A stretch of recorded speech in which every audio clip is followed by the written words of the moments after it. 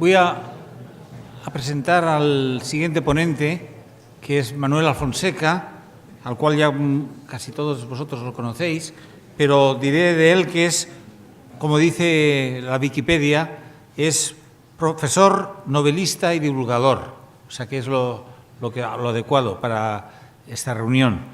Y es doctor e ingeniero de telecomunicaciones y trabajó en IBM y ha sido profesor en las universidades Complutense, Politécnica y Autónoma de Madrid, donde ha sido catedrático, actualmente profesor honorario. Fue director de la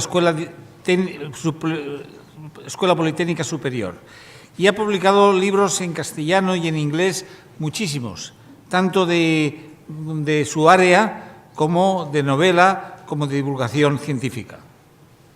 Bueno, el tema sobre el cual nos va a hablar es el determinismo, libertad, inteligencia humana e inteligencia artificial. Tiene que ver con todo lo que se ha estado diciendo aquí, tanto esta mañana como ayer. O sea que muchas cosas va a puntualizarlas, va a explicarlas, muchas de las cosas que se ha dicho. Simplemente que en este contexto es muy adecuado terminar con la charla del profesor Manuel Alfonseca. No voy a resolver nada, voy a dar perspectivas. Y la conferencia se divide en dos partes, como ya he dicho. Primero hablo de determinismo y libertad, la inteligencia humana, y después hablo de definición y perspectivas de la inteligencia artificial. Lo que quiero es establecer cuáles son los marcos en los que nos movemos. No voy a dar soluciones, voy a dar planteamientos. Y algunos de los planteamientos sí que lo voy a discutir. Bien, la primera parte es ¿qué es la inteligencia humana? Y hasta ahora la contestación a esta pregunta siempre ha sido filosófica. La ciencia no tiene nada que decir al respecto, o por lo menos no ha tenido nada que decir hasta el momento. Y hay cuatro teorías principales. La primera es el dualismo metafísico, cuyo principal representante es Descartes, que dice que la mente y el cerebro son realidades completamente diferentes, disasociadas. Pero hay otra forma de dualismo, que es el dualismo neurofisiológico, que seguían, por ejemplo, personas como Eccles y Popper, ya en el siglo XX, que sostiene que la mente y el cerebro son diferentes, pero es imposible separarlos, están estrechamente unidos. Frente a estas dos teorías dualistas hay dos teorías monistas. El monismo emergentista, que dice que el cuerpo humano, el cerebro en este caso, es un sistema complejo y de él emerge espontáneamente la mente. La mente sería simplemente una propiedad emergente del cerebro, pero no es distinta del cerebro. Y por último, el monismo reduccionista, que dice que la mente está determinada por el cerebro. Y aquí discrepo de uno de mis antecesores en la discusión, que clasificaba a Dennett como monismo emergentista o dualismo neurofisiológico, mientras que mi opinión es que Dennett es un monista reduccionista, Daniel Dennett, porque lo que hace él para intentar salvar la libertad es redefinir la libertad, y la definición que da hace que no tenga nada que ver con lo que normalmente consideramos libertad. Es una definición que busca salvar la libertad a base de cambiar lo que significa. Entonces, en la interpretación dualista hay dos entes distintos: el cerebro y la mente consciente, o como se llamaba antes, el alma. Entonces, la mente consciente es capaz de actuar sobre el cerebro a través de las decisiones libres. Y entonces, como consecuencia de esas decisiones libres, el cerebro actúa sobre el resto del cuerpo produciendo actos voluntarios. Pero también ocurre lo contrario. El cerebro también es capaz de actuar sobre la mente consciente a través de la influencia inconsciente. Y el cerebro, entonces, en relación con esto, produce actos involuntarios en el resto del cuerpo. Esta sería la interpretación dualista. Esta interpretación dualista vale independientemente de que consideremos que el cerebro y la mente son entidades separadas o que están estrechamente unidas y no se pueden separar. Las dos versiones dualistas se representan con el mismo esquema. La interpretación monista emergentista dice que la mente es una propiedad emergente del cerebro, pero no se diferencia del cerebro en nada. Es simplemente una propiedad del cerebro. Por lo tanto, la representación es la misma de antes, pero las dos entidades son una sola. No hay dos entidades, mente y cerebro, sino una sola entidad, cerebro, que tiene una propiedad que es la mente. El resto de las relaciones entre ambas es el mismo que antes. Por último, en la interpretación monista reduccionista, esa teoría supone que el cerebro es lo único que existe y todos los actos que producimos son involuntarios y que todo lo demás, la mente, etcétera, la mente es una ilusión y la libertad es una ilusión. Por lo tanto, la parte izquierda del diagrama desaparece. Esas son las 4 teorías. El monismo reduccionista se ha extendido mucho, sobre todo últimamente, pero principalmente a partir del siglo XIX. Y se basa en una serie de argumentos supuestamente científicos que vamos a discutir aquí. Esos argumentos son los siguientes. Que las lesiones cerebrales provocan alteraciones mentales. Esto es verdad. Que se pueden inducir estados mentales por medio de estímulos electromagnéticos. Esto también es verdad. Los experimentos de Libet y Haynes, que ya se han mencionado ayer, y que vamos a hablar de ellos aquí un poco. La relación entre la corteza cerebral y las áreas inconscientes del cerebro, que es muy estrecha. Y la interpretación del funcionamiento del cerebro como una máquina, ya sea una máquina determinista clásica o una máquina indeterminista cuántica. También ayer se habló de estas cuestiones. Vamos a verlas una por una. Si hay lesiones en el cerebro que producen alteraciones mentales, incluso de la consciencia. Diferentes lesiones producen distintos efectos sobre la consciencia. Luego de ahí, el monismo reduccionista deduce que la consciencia no es más que una ilusión producida por la estructura del cerebro. Y ahora voy a derribar esta teoría con un ejemplo paralelo.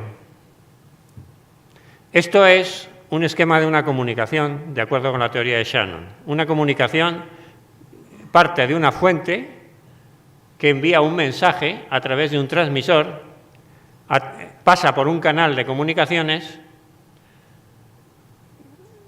en el cual se puede introducir ruido, lo recibe el mensaje un receptor y se entrega al receptor del mensaje, a la persona a quien está destinado el mensaje. Bueno, esto es evidente y todos lo sabemos y lo estamos utilizando continuamente, este proceso. Bueno, pues de acuerdo con la interpretación reduccionista, es un hecho que distintos fallos en el receptor o un exceso de ruido producen efectos negativos sobre el mensaje recibido. El mensaje se distorsiona, incluso puede llegar a desaparecer. Es exactamente igual que lo que pasa cuando se producen lesiones cerebrales y las actividades mentales se distorsionan o pueden llegar a desaparecer. De acuerdo con la misma interpretación del reduccionismo monista, podemos concluir que la fuente es una ilusión producida por la estructura del receptor y por el ruido. No existen fuentes de mensajes en el mundo, solo existe el receptor. Y el receptor, como se puede estropear y eso modifica los mensajes, pues deducimos que los mensajes son una ilusión. Es exactamente lo mismo que dicen del cerebro. ¿Por qué en un caso nos parece evidente que es falso y en el otro no parece tan evidente? porque en el caso de la comunicación tenemos experiencia directa de la existencia de la fuente.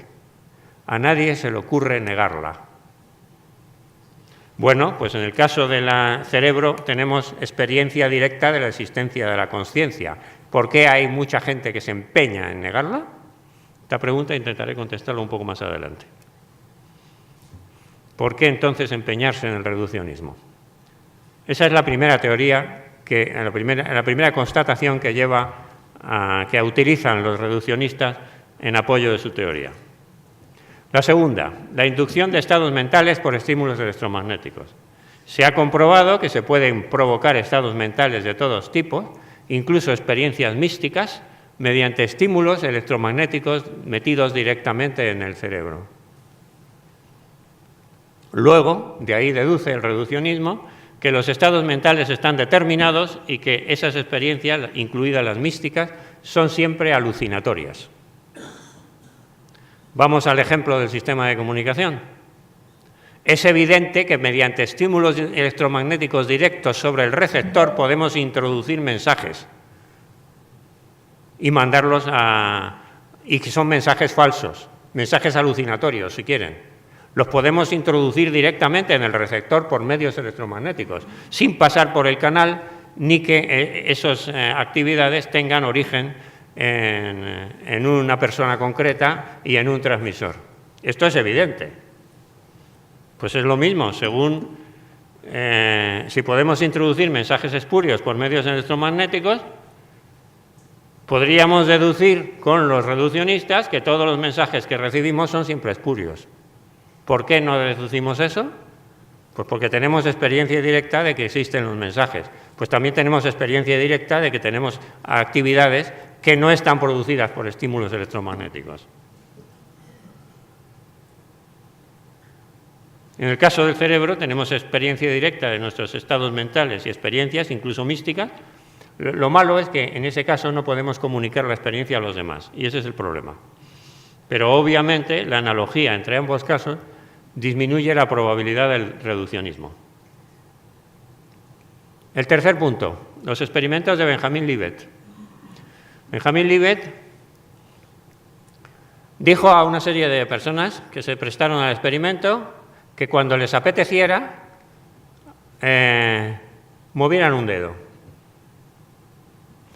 Y entonces esas personas tenían puestos unos electrodos cerebrales y Libet descubrió, para su sorpresa, que 350 milisegundos, 3 décimas y medio de segundo antes de que la persona dijera que había tomado la decisión, ya se notaban potenciales preparatorios en el cerebro. Rápidamente, los reduccionistas aprovecharon este experimento para decir, luego, las aparentes decisiones conscientes no son verdad, no, son una ilusión. Ha sido el cerebro solo el que lo ha hecho antes de que la persona fuera consciente de tomar la decisión. Curiosamente, Libet no estaba de acuerdo con esa interpretación. El hecho de que la actividad cerebral preceda en más de 3 décimas de segundo al deseo consciente, los reduccionistas dicen que el deseo consciente es una ilusión a posteriori. Ahora bien, estos experimentos se pueden criticar. El propio Libet lo explica diciendo que es que la libertad humana existe, pero solo con derecho de veto. Es decir, que a posteriori, o sea, aunque el cerebro se prepare para mover ese dedo, todavía tiene la mente la capacidad de ponerle un veto a eso y hacer que no ocurra. No todo el mundo está de acuerdo con esta interpretación, pero hay otra cuestión concreta. Y es que, ¿desde cuándo decir que mueve el dedo cuando te apetezca es un acto libre? Eso es un acto apetecido, que no es lo mismo que un acto libre. Un acto libre es un acto en el que se debate si se va a hacer o no y se decide que se va a hacer. Pero decir, cuando te apetezca mueve un dedo, eso no está midiendo la libertad, está midiendo otra cosa. Esta es la crítica principal del experimento de Libet. John Dylan Haynes, como también ayer mencionó Javier Pérez Castells, también hace un experimento en el cual los participantes están metidos dentro de un sistema de resonancia magnética y en este caso tenían que apretar un botón u otro botón. Puede ser el botón derecho o el botón izquierdo, o el mismo botón con la mano derecha o con la mano izquierda, según les apeteciera también. Y un programa analizaba su escáner cerebral y trataba de predecir qué botón iban a apretar antes de que decidieran apretarlo. Y en este caso llegó, la conclusión que obtuvo es que hasta 10 segundos antes de que se apretara el botón, el programa era capaz de acertar en un 60% de los casos. Si lo hubiera hecho al azar, habría acertado en un 50% de los casos, puesto que se trata de derecha a izquierda. Acertó en un 60% de los casos. Eso estadísticamente es significativo. Acertó algunas veces, quiere decir. Luego, el reduccionismo saca inmediatamente la consecuencia de que el deseo consciente es una ilusión a posteriori, exactamente igual que con los experimentos de Libet. Pero también se puede criticar los experimentos de Haynes. Y digamos que Haynes tampoco es reduccionista. Y de hecho, los últimos experimentos que contó ayer Pérez Castells van en esa línea. Haynes demostró en sus últimos experimentos que las personas a las que les ponían a apretar un dedo o el otro, o sea, un botón o el otro, según les apeteciera, tenían la posibilidad de vetarlo en el último momento, o casi en el último momento, lo cual apoya la teoría de Libet. Por otro lado, también hay que tener en cuenta que el 40% de las veces se equivocó el programa, con lo cual esto no es tan determinista como parece, como los reduccionistas quieren hacer ver. Y además, este experimento está también sujeto a la misma crítica que el de Libet. ¿Desde cuándo apretar un botón según te apetezca es un hecho libre, es una decisión libre? Tiene el mismo problema que el otro. Es una decisión espontánea, no una decisión libre. Y ahora voy a lo que decía antes, que luego volvería. ¿Por qué tienen los deterministas tanto interés en que no seamos libres? Es que cada vez que aparece una cosa como uno de estos experimentos, saltan. Aunque los mismos que hacen los experimentos no estén de acuerdo con esa interpretación, ellos saltan y empiezan a decir lo que decíamos nosotros. No somos libres, somos máquinas.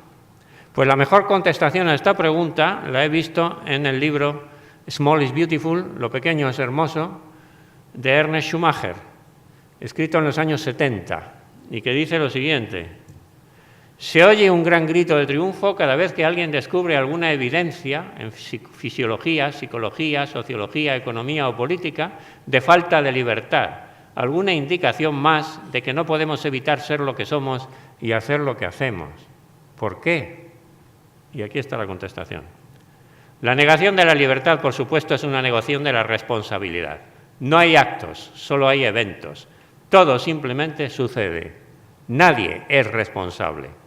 El motivo por el cual los deterministas son tan forofos y tan prestos a saltar a sus conclusiones es porque quieren librarse de la responsabilidad, algo que los seres humanos siempre han hecho.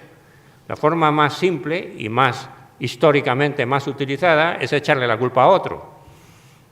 En el siglo XX ha surgido esta nueva forma. No se trata ya de echarle la culpa a otro, que siempre te queda algún mal regusto, sino de decir que nadie tiene la culpa de nada, que es la conclusión de la negación de la libertad. Seguimos. La corteza cerebral y las áreas inconscientes están muy relacionadas. Por ejemplo, las decisiones conscientes las toma la corteza cerebral, pero la corteza está ligada con el sistema límbico, que corresponde a la memoria emocional. De ahí los reduccionistas deducen que las decisiones realmente las toma el sistema límbico, que es inconsciente, luego no somos libres. ¿Cómo podemos criticar esta postura? Es verdad que las decisiones conscientes se toman teniendo en cuenta datos inconscientes y que es posible, pero también es verdad que es posible inhibir al sistema límbico desde la corteza. Con lo cual, la corteza no está dominada por el sistema límbico, sino que es capaz de dominarlo. Luego las decisiones las toma la corteza, luego somos libres. Aquí tenemos también una analogía, esta vez no con la teoría de comunicaciones, sino con el gobierno de un país, por ejemplo, o de una empresa. Se toman decisiones libres ayudado por comisiones asesoras. La corteza cerebral es capaz de tomar decisiones libres ayudada por el sistema límbico, que es una comisión asesora y que es inconsciente. Pero de ahí no se deduce que no exista el gobierno, porque hay comisiones asesoras. Por último, está la discusión de los deterministas, más de los reduccionistas, de si al final nosotros somos máquinas deterministas clásicas o indeterministas cuánticas. El cerebro es grande, dicen algunos. Luego no está sometido a la física cuántica, sino a la física clásica y debe ser determinista. Luego la consciencia y la libertad no pueden ser más que ilusiones producidas por el cerebro. Sin embargo, el cerebro es grande, pero caliente, alejado del equilibrio termodinámico y, según Ilia Prigogine, eso es una estructura disipativa que se bifurca lejos del equilibrio y hace que muchas cosas sean posibles y se aleja del determinismo. Y por otro lado, el cerebro es cuántico también. Un solo fotón impactando en la retina puede hacer saltar a una rana. Eso se ha comprobado. Un solo fotón. Eso es una actividad cuántica. Hay una teoría que también mencionó ayer Javier Pérez Castells, de Penrose y Hameroff, sobre el funcionamiento cuántico de los microtúbulos de las neuronas, que según ellos podría estar ahí incorporada la consciencia. Esto sigue siendo tan monista y tan reduccionista como los deterministas. Por cierto, yo he colaborado con Hameroff en una simulación cuántica del funcionamiento de los microtúbulos, pero yo no estoy de acuerdo con la teoría de Hameroff.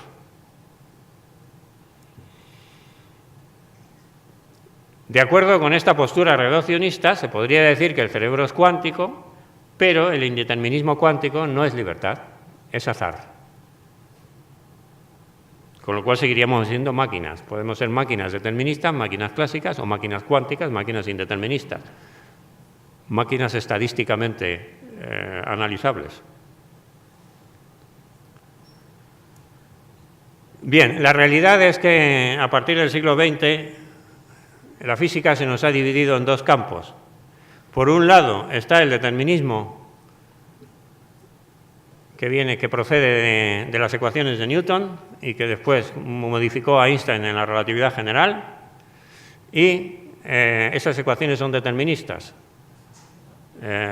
Si conociéramos las condiciones iniciales de todas las partículas, podríamos predecir su movimiento futuro.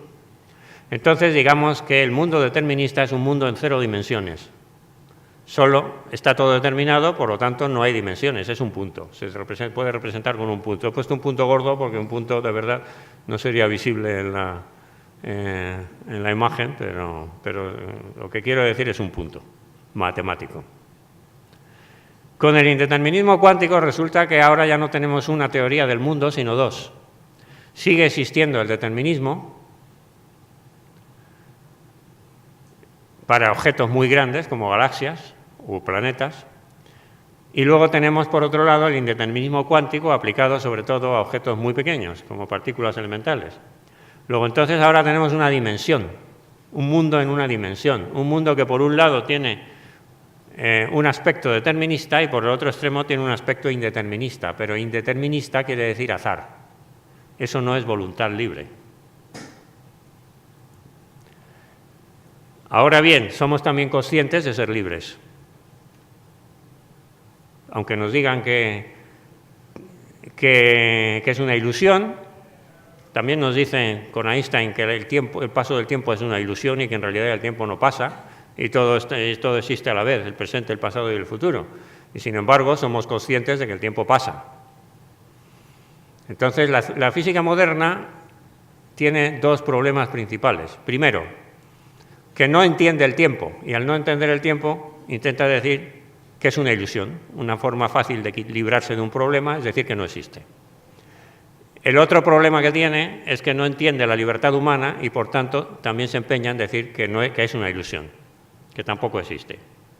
Sin embargo, nosotros tenemos una intencionalidad, que quiere decir que somos capaces de tener intenciones, y las intenciones están en contra de la física. ¿Cómo podemos compatibilizar la causalidad final con la causalidad eficiente, utilizando la terminología de Aristóteles? La causalidad final es esto ha sido provocado por esto otro.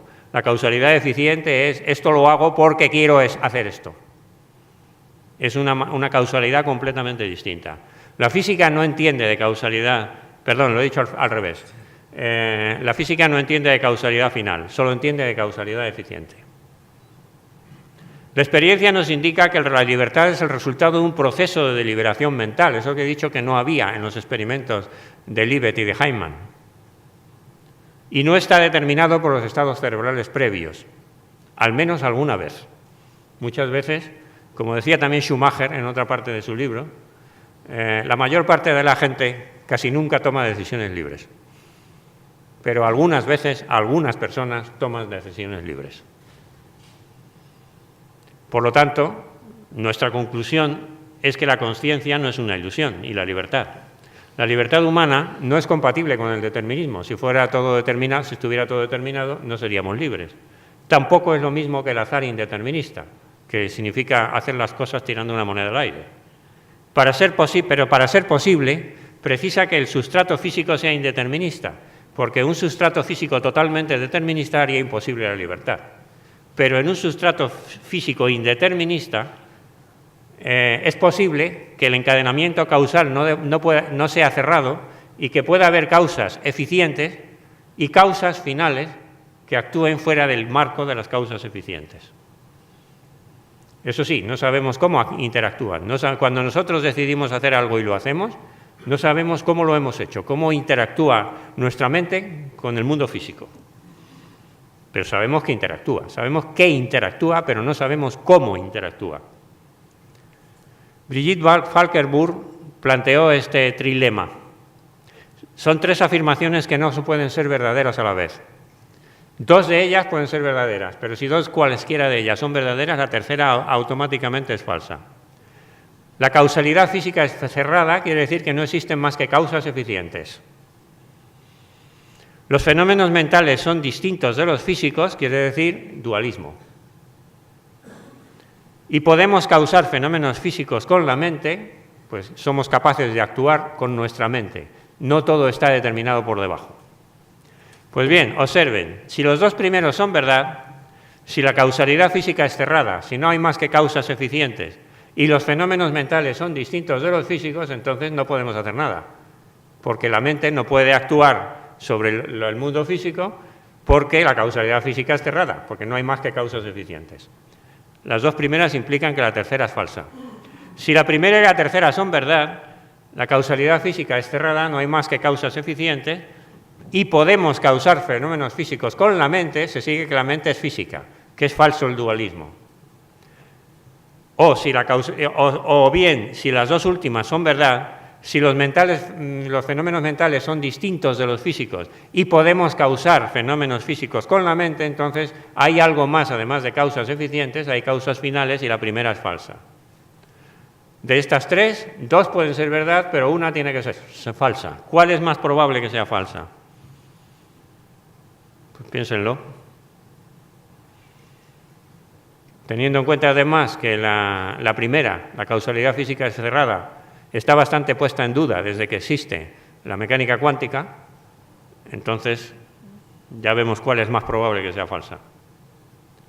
Con la libertad humana, entonces, el mundo unidimensional que dije antes, que tenía a un lado el determinismo y a otro lado el indeterminismo cuántico, pasa a ser bidimensional. Tenemos tres puntos que forman un triángulo. Ya estamos en dos dimensiones. El determinismo inicial era 0 dimensiones, el determinismo e indeterminismo con solo causas eficientes era una dimensión, y con el mundo de las causas finales, la libertad humana, tenemos dos dimensiones.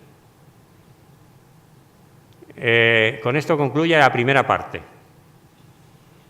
La neurociencia no ha demostrado que no somos libres y que la conciencia es una ilusión. Todos sus argumentos son discutibles y, además, extremadamente discutibles. Lo que están aplicando ahí no es ciencia, es una filosofía, la filosofía reduccionista.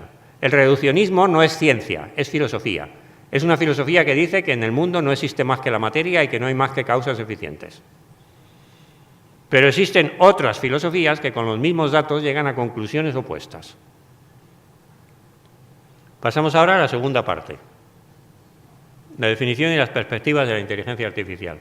El término inteligencia artificial lo propuso John McCarthy en 1956 en una reunión en el Dartmouth College de Hannover, y su definición más típica es que es el proceso de información simbólica por medios heurísticos. Es decir, procesamos no solo números, sino información simbólica de algún tipo, y por medios que no son algoritmos perfectamente definidos, sino que se apoyan en la experiencia. Hay otra definición que se suele decir en broma de la inteligencia artificial, que es todo lo que no sabemos hacer todavía con un ordenador.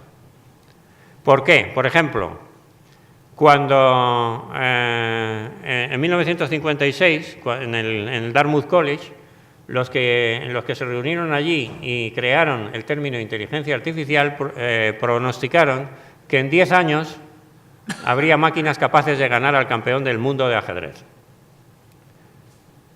El pronóstico se retrasó 30 años. Fueron 40 los que hizo falta. Y además, en cuanto una máquina ganó al campeón del mundo de ajedrez, la conclusión que sacó casi todo el mundo fue: el ajedrez la máquina no ha hecho nada inteligente, ha sido un algoritmo perfectamente predeterminado y eso no es inteligencia. Luego entonces ganar al campeón del mundo de ajedrez, al final, ahora se niega que sea inteligencia artificial de verdad.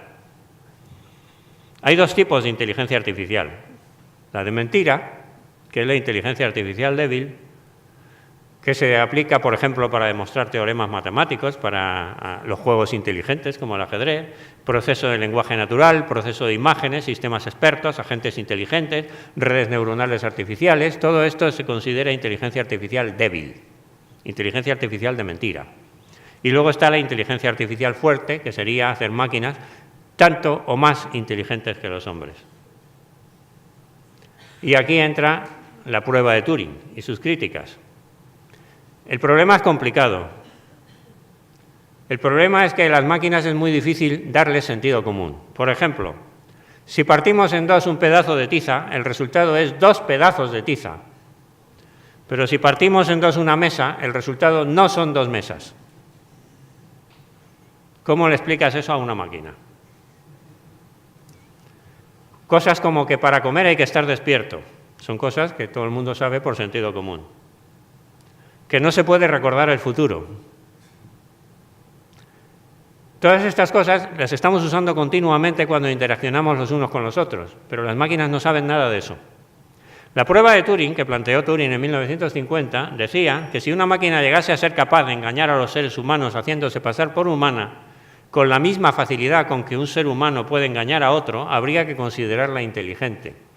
Y puso un límite que es que pudiera engañar al 30% de los seres humanos con los que se relacionara. Puso el listón bastante bajo.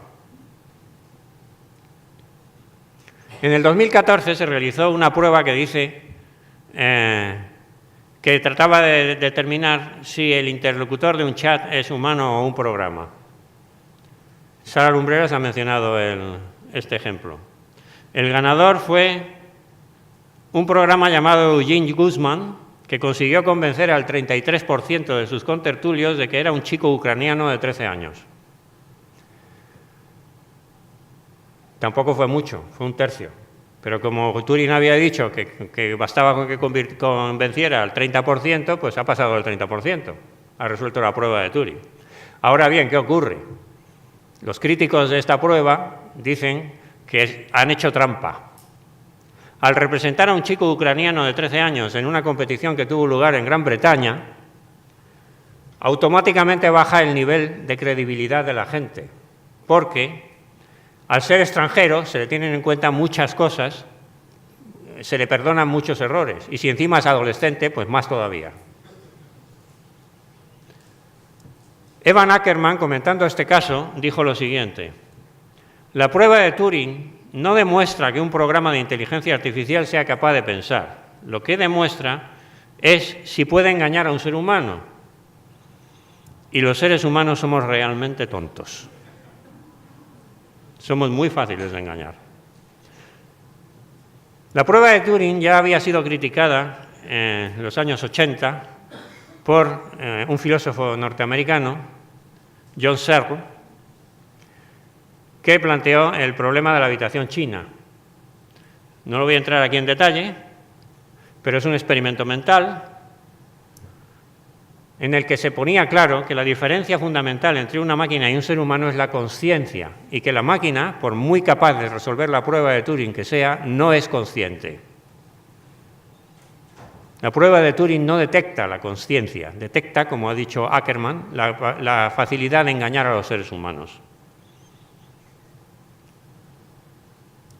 Entonces, ¿qué podemos pensar de la inteligencia artificial fuerte a partir de las 4 teorías sobre la inteligencia humana?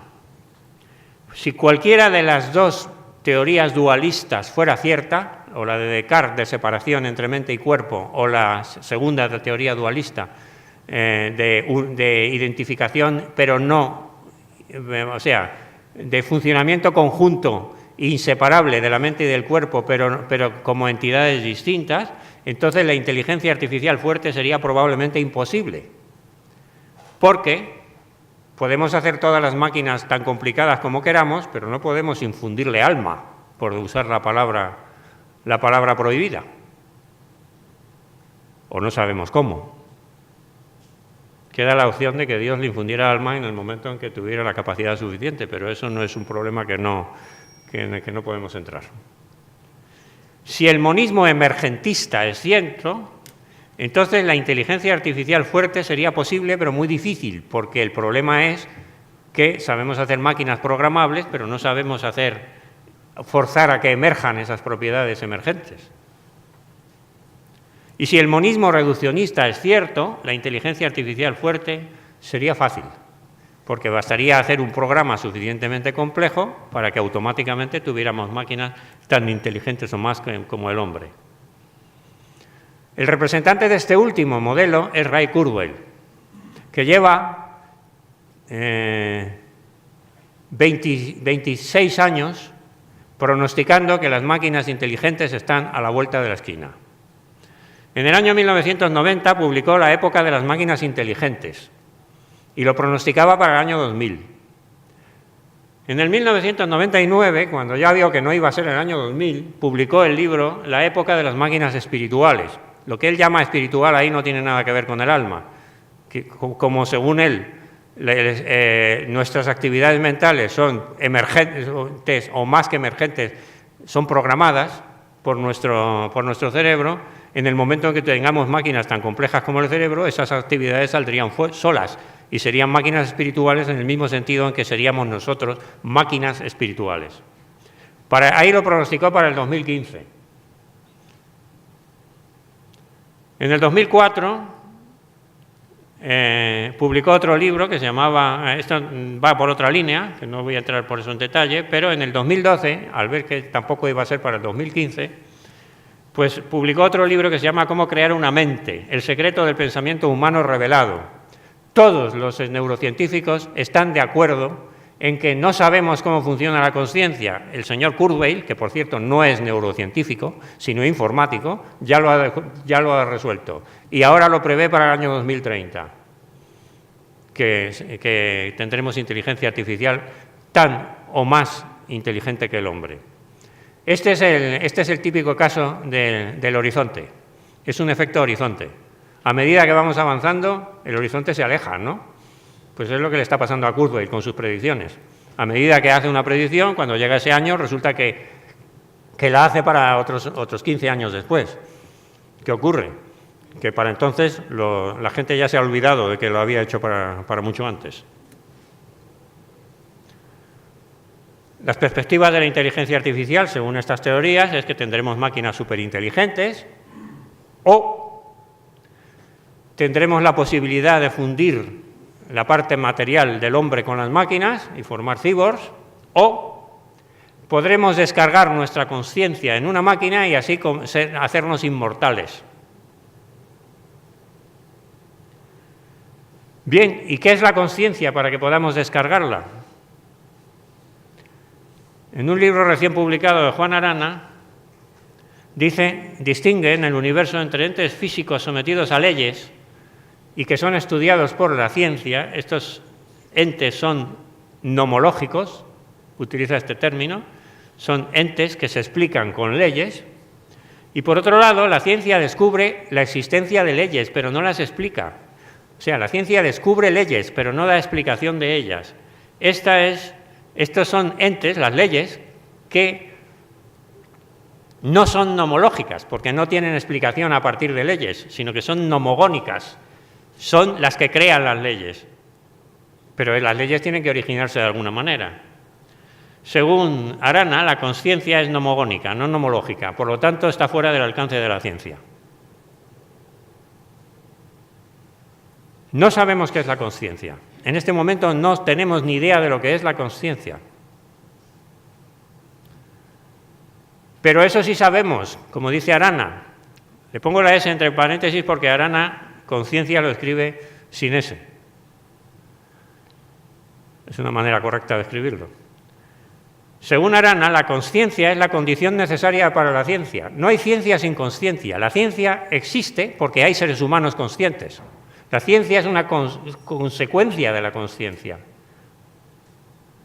Pero la conciencia, que es la causa de la ciencia, está fuera del alcance de la ciencia.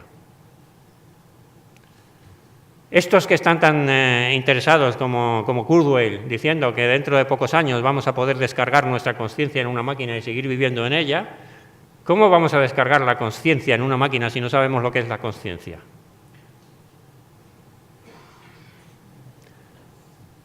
Un par de preguntas a los materialistas. ¿Cree usted en el materialismo porque le parece razonable o porque ha sido programado? Si usted cree que todos somos máquinas programadas, entonces usted no cree en el materialismo porque le parece razonable, sino porque ha sido programado. ¿Por qué escribe usted libros para divulgar el materialismo? ¿Para convencer a los demás? Pero si todos somos máquinas, ¿cómo se puede convencer a los demás? No pueden evitar pensar como piensan porque no son libres. El materialismo es intrínsecamente contradictorio. Para terminar, en mi blog de divulgación científica hay más detalles sobre esto. Sobre lo que he contado de Brigitte Falkenburg está este artículo. Un libro de Francisco José Soler, Gil, Mitología materialista de la ciencia, donde analiza estas cuestiones en uno de sus 3 capítulos. Y el libro que he mencionado de Juan Arana, de la conciencia inexplicada. Muchas gracias. Bueno, vamos a hacer preguntas y me permitís que le haga una pregunta primero. Es sobre la conciencia. Creo que la conciencia, tú dices que no sabemos lo que somos, pero sabemos muchas cosas de la conciencia. Y una de las cosas que sabemos es que se tiene distintos grados de conciencia y de que hay distintos tipos de conciencia.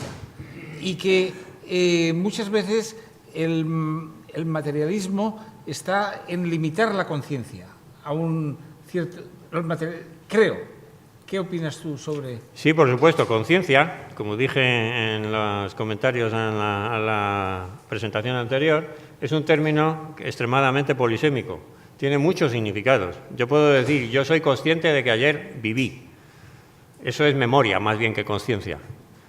O se puede hablar de la conciencia del propio cuerpo. Ayer habló de esto José Luis Velayos.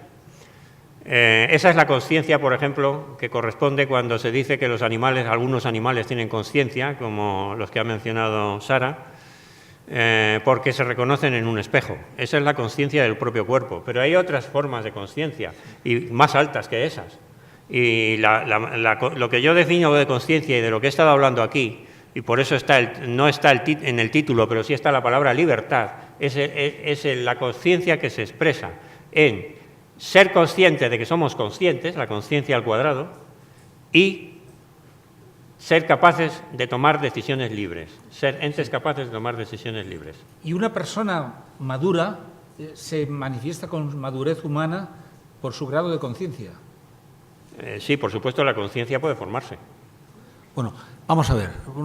¿Quién quiere hacer preguntas? A ver.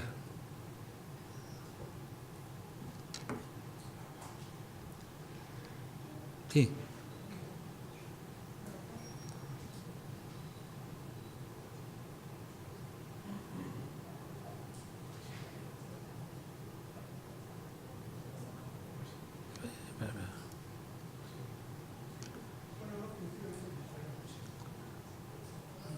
No funciona.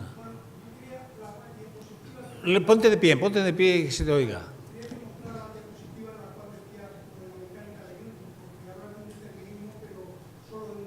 ¿La diapositiva cuál?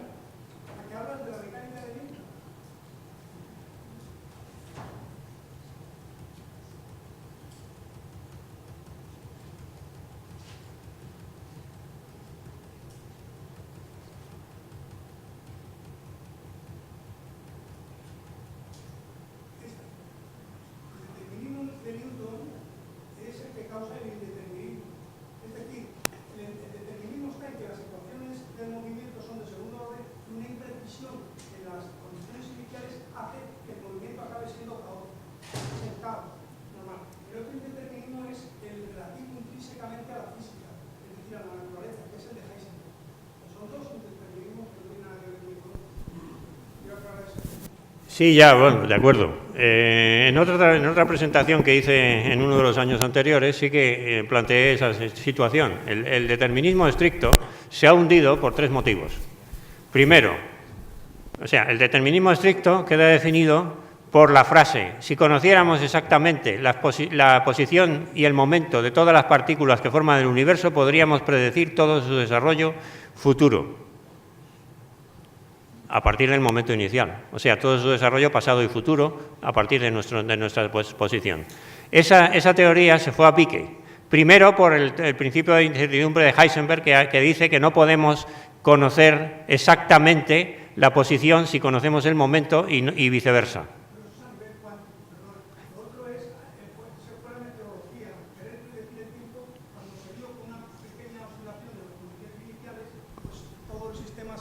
Y no se podía predecir nada.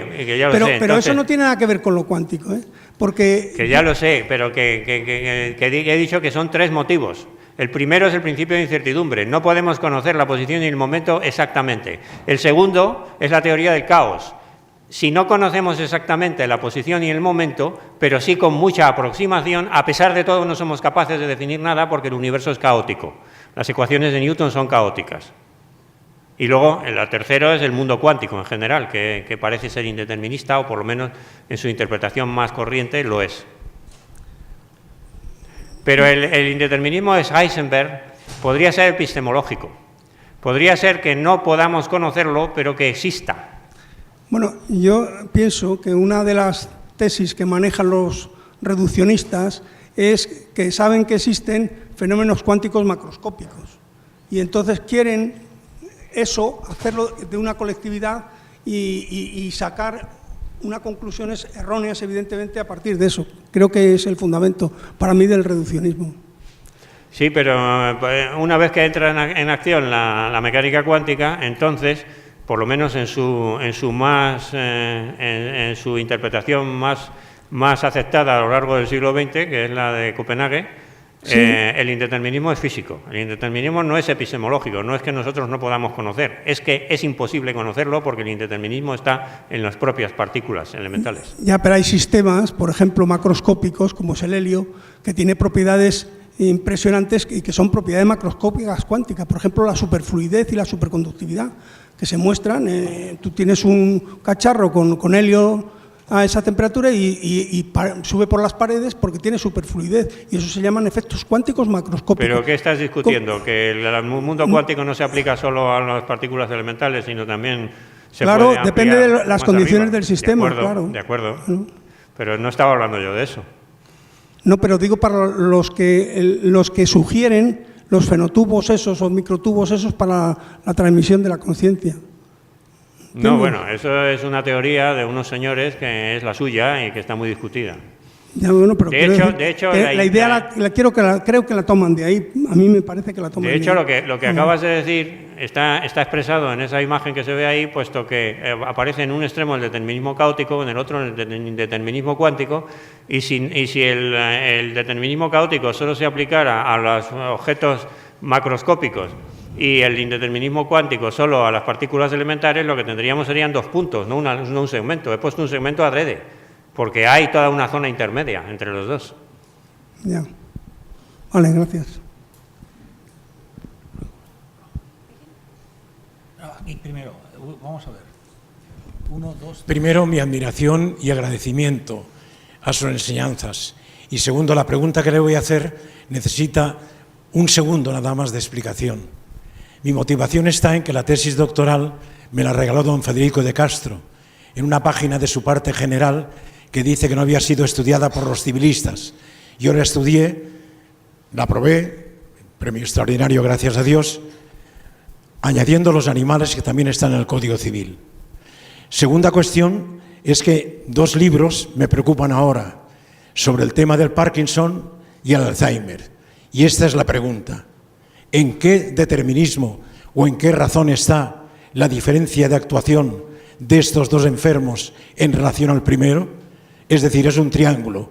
Conducta para las personas normales, Parkinson para los que razonan hasta el final, y Alzheimer, esto es lo que estoy estudiando, y si usted me lo admite, le regalaré los 3 libros y encima usted me enseñará también, seguro, lo que aparte particularmente le preguntaré. Muchas gracias. Pero los enfermos de Alzheimer es un ejemplo precisamente, bueno, los de Parkinson no tanto, porque no les afecta tanto a la conciencia como al movimiento, pero los enfermos de Alzheimer son un ejemplo de lo que he estado hablando aquí, de que daños en el cerebro pueden provocar alteraciones en la conciencia. En este caso puede ser en la memoria o puede ser en otras actividades mentales incluso, como también mencionó ayer Javier Pérez Castells. O José Luis Velayos, no recuerdo ahora mismo cuál de los 2 fue.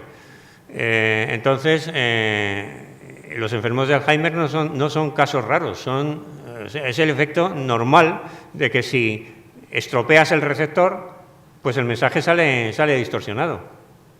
Piensa usted que todos nos dicen lo mismo, y yo se lo agradezco porque es lo que defiendo, los intervalos lúcidos. Hay momentos en los que visito que realmente están normales.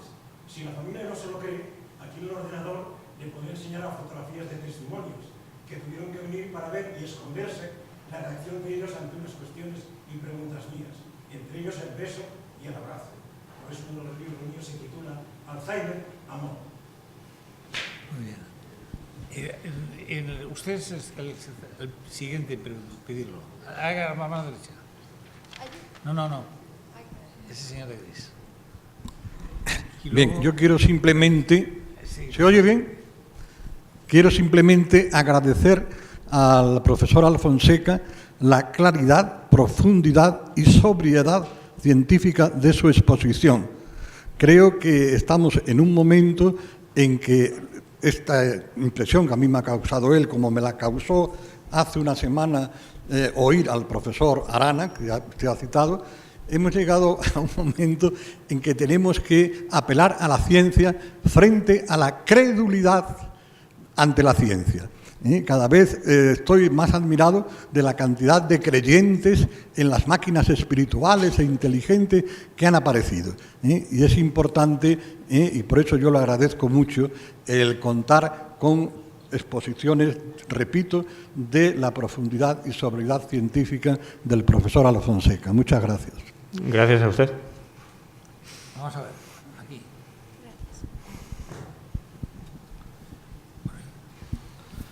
Bueno, además de felicitar al ponente, el diálogo que ha habido entre el ponente y el profesor Menduiña tiene mucha miga.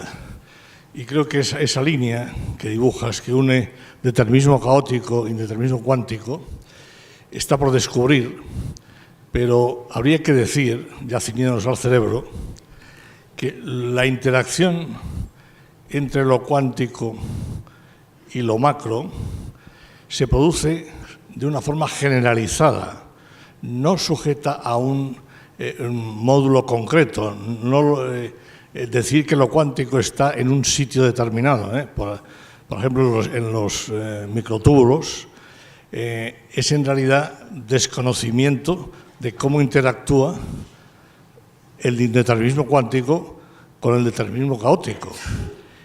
Y ahí está, después de hablar de Juan Arana, una semántica que nos lleva a la teología, porque lo cuántico es capaz de modificar una situación estable energéticamente para provocar la aparición, por ejemplo, de una proteína que puede dar lugar a la vida.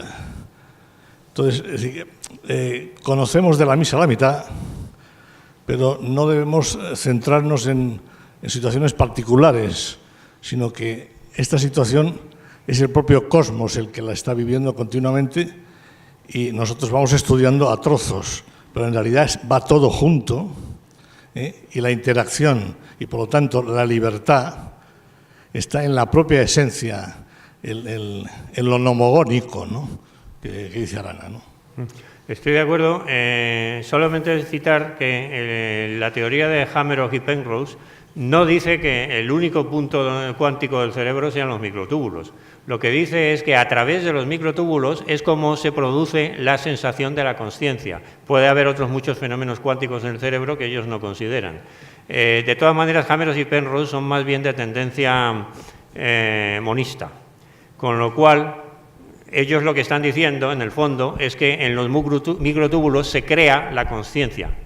Ahora, yo, que he colaborado con Hameroff, como he dicho, lo que pienso es que a lo mejor eso que no sabemos de cómo interactuar nuestra consciencia con el cerebro para provocar que hagamos actos conscientes, podría ser a través de los microtúbulos, ¿por qué no? O podría ser a través de otra cosa. Yo ahí no me defino. No, yo no sigo la teoría de Hameroff y Penrose, aunque haya ayudado a Hameroff simulando microtúbulos. ¿Por ahí había alguien? Ahí. Molina, creo que quería Molina. Gracias. Me levantaré. Es mejor ponerse de pie. Primera pregunta. A ver si me salen solo 3. Primera pregunta. En vista de estas investigaciones, ¿me puedes contestar por qué hay gente que están diciendo el reduccionismo, el determinismo, que están equivocados, como tú has ido demostrando? Primera pregunta, ¿por qué hay gente que es capaz de pensar que van a poner alma a la máquina? Segunda. Tercera, estas investigaciones están produciendo un resultado positivo, vamos a llamarle positivo en la expresión, de producir algo para el bien de la humanidad. Es la cuarta. Y esta capacidad, que viene relacionada con la anterior, son iguales. Esta capacidad tan importante que se está demostrando de investigación a muchos niveles, hay en el colegio de no sé qué, no sé cuánto, lo que llevamos viendo de IRA, ¿cómo es posible que no se aplique, por ejemplo, es un ejemplo, a convertir el desierto en un vergel, que es capaz el hombre de hacerlo? Yo repito las preguntas, no hace falta. Creo que las he cogido. Bien. La primera pregunta, ¿por qué hay gente que es monista, que es determinista?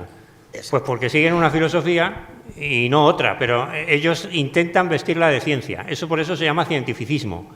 No es ciencia, es cientificismo, es una filosofía. Es la filosofía que surgió en el siglo XIX. Bueno, surgió un poco antes porque Laplace está a caballo entre el XVIII y el XIX. Y en realidad, pero si nos vamos a David Hume, todavía antes, pues entonces ahí están todos los argumentos que luego se han utilizado, los tiene David Hume. Pero es curioso que en el siglo XIX el ateísmo se daba entre filósofos, no entre científicos. La mayor parte de los científicos del siglo XIX, los más famosos, Riemann, Maxwell, etcétera, etcétera, eran creyentes. Faraday, eran creyentes. El ateísmo científico del siglo XIX no era un ateísmo científico, era un ateísmo filosófico. En el siglo XX sí que hay muchos científicos que se han contaminado, pero es porque han adoptado filosofías. Ellos no lo saben. Stephen Hawking, por ejemplo, en el primer párrafo de su libro, El gran diseño, dice: la filosofía ha muerto, la ciencia ha ocupado su lugar, e inmediatamente se pone a hacer filosofía con su teoría de los modelos. No se da cuenta de que está haciendo filosofía, cree que está haciendo ciencia, pero lo que está haciendo es filosofía. O sea, los científicos que dicen que la ciencia les apoya, es una filosofía lo que están poniendo en marcha. Y esa filosofía ellos la confunden con ciencia, porque no saben lo que es la filosofía. Esa era la primera pregunta. La segunda pregunta era que cómo quieren meter alma en las máquinas. No quieren meter alma en las máquinas. Ellos creen que cuando la máquina esté lo suficientemente bien programada, actuará como nosotros o mejor, porque ellos creen que no tenemos alma. Por lo tanto, si no tenemos alma, tampoco quieren meterla en una máquina. Pero entonces, si nosotros somos máquinas, alguna vez haremos máquinas tan buenas como la nuestra. La tercera cuestión... ¿Cuál era la tercera cuestión, por favor? ¿Por qué esa capacidad tan importante de investigación no se aplica a que tengamos posibilidades de que no haya gente que está muriéndose de hambre, esa es una pregunta de falta de sanidad, de falta de esto y de lo otro, etcétera, etcétera? Sí, estoy de acuerdo. Esa es una pregunta que nos hacemos todos. ¿Por qué hay tantas cosas que podrían hacerse y no se hacen? Pues porque las prioridades económicas están en otro sitio. Pero eso es una cuestión completamente diferente. Y la cuarta pregunta era...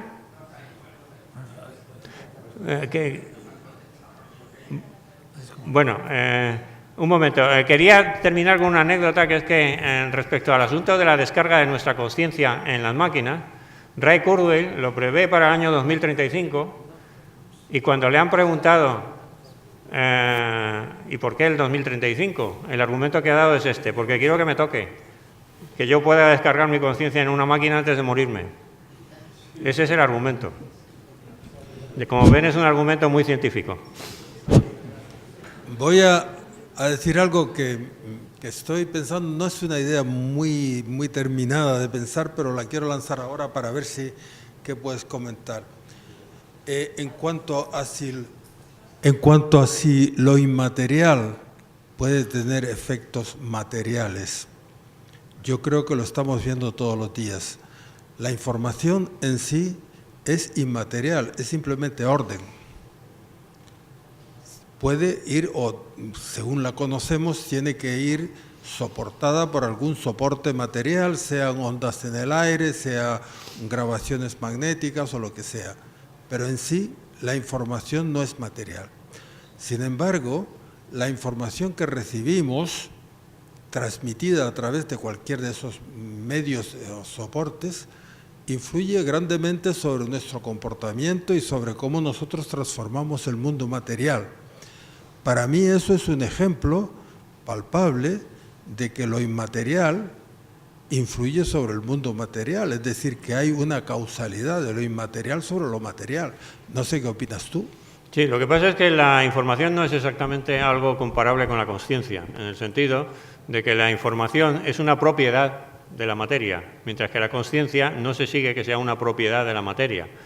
Entonces, sí, evidentemente, hay propiedades de la materia que no son materia, y la información es una de ellas, y se pueden extraer de la materia propiedades que actúen sobre nosotros y nos informen y nos den capacidad para debatir.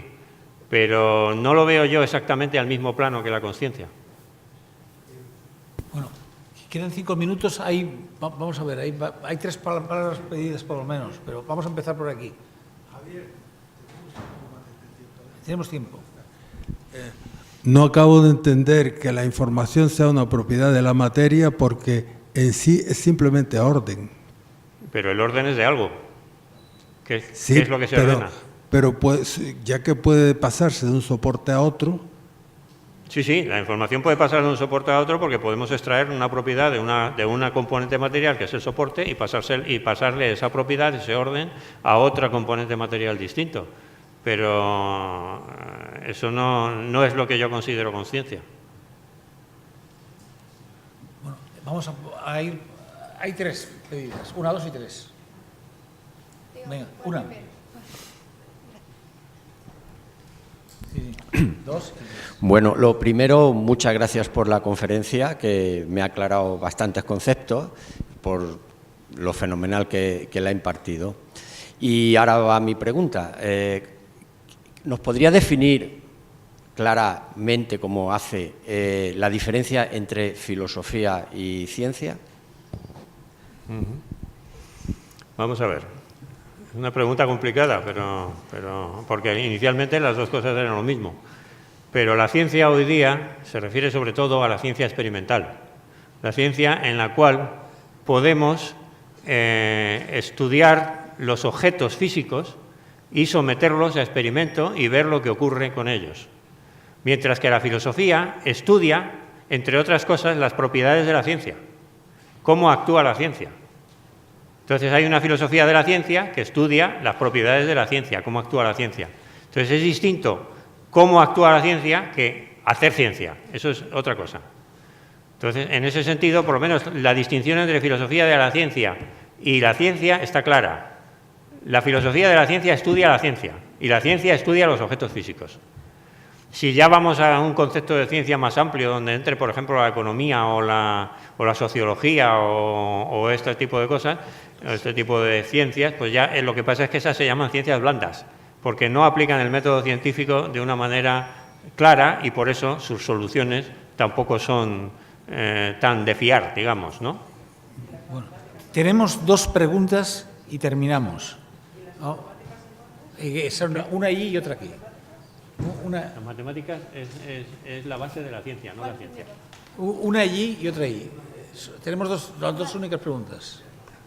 Ya concluimos. Muchas gracias. Quiero adherirme a la gratitud general que hay por su exposición clara, precisa, dentro del tiempo disponible. Yo quisiera simplemente, porque se me ha planteado al hilo de su exposición, ver qué relación puede haber entre todo lo expuesto y la teoría de la evolución, el evolucionismo, en una palabra. Porque si realmente en un lapso relativamente breve, como pretende alguno de los científicos que usted ha presentado ahí, se quiere crear una inteligencia artificial suficientemente dotada como para poder competir, entre comillas, con el hombre, ¿cómo explicar que la evolución, o cómo debe interpretarse, cómo a lo largo de miles de años se ha conseguido una inteligencia, digamos, por vía natural, y ahora, en un lapso breve, se pretende crear una inteligencia artificial? ¿Qué ha presidido entonces ese evolucionismo?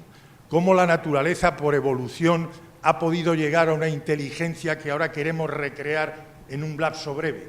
¿Hay una inteligencia en el evolucionismo que ha suplido o que de alguna manera, tomándose una gran paciencia, ha querido llegar a la creación del hombre natural tal como lo conocemos, y ahora el hombre pretende suplir todos esos años de evolución mediante la creación de la inteligencia artificial? Simplemente lo pongo sobre la mesa para ver si le merece alguna consideración o reflexión. Bueno, a eso contesté el año pasado en mi conferencia de esta misma jornada, pero se lo voy a resumir en 4 palabras. Una cosa es la teoría de la evolución, que es ciencia, y otra cosa es la interpretación filosófica de la teoría de la evolución, que es filosofía. Estamos otra vez en la distinción entre ciencia y filosofía. Entonces, interpretaciones filosóficas de la teoría de la evolución hay 3 principales, que son las que les voy a decir. Una, el evolucionismo materialista, que es una teoría filosófica que sostiene que todo lo que ha ocurrido en la naturaleza ocurre meramente por azar. Otra, el diseño inteligente, que sostiene que en la naturaleza ha habido la acción de algo, de una inteligencia, y que nosotros podemos demostrarlo científicamente. Y la tercera es la mía, que es la evolución providencial. En la evolución ha habido una providencia, una acción de algún ente inteligente, pero es imposible demostrarlo científicamente. Entonces son tres teorías filosóficas y cada uno adoptará la que le parezca más conveniente.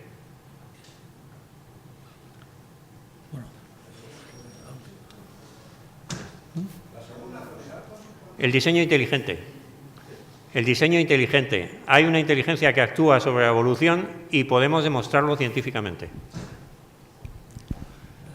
Profesor, muchísimas gracias por la clarividencia con que ha manejado los conceptos. Precisión.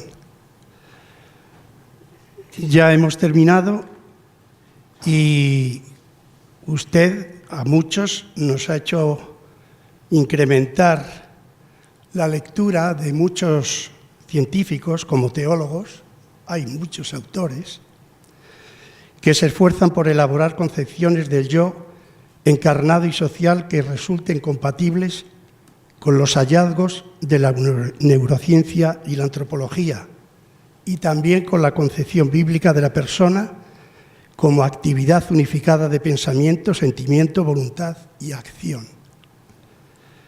El reto consiste, pero sin complejos, en seguir mostrando que el ser humano puede ser un yo responsable a la vez que un organismo biológico. Y me ha hecho usted además recordar a mis viejos profesores de comillas. Muchas gracias. Pues vamos a terminar